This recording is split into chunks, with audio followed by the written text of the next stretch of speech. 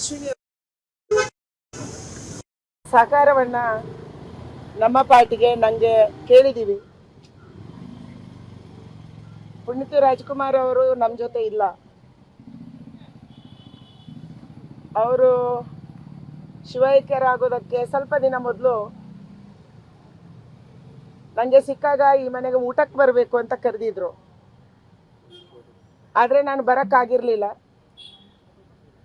ಮುಂದೆ ಅವರನ್ನು ಕಳ್ಕೊಂಡ್ವಿ, ಬೇಜಾರಾಗಿತ್ತು.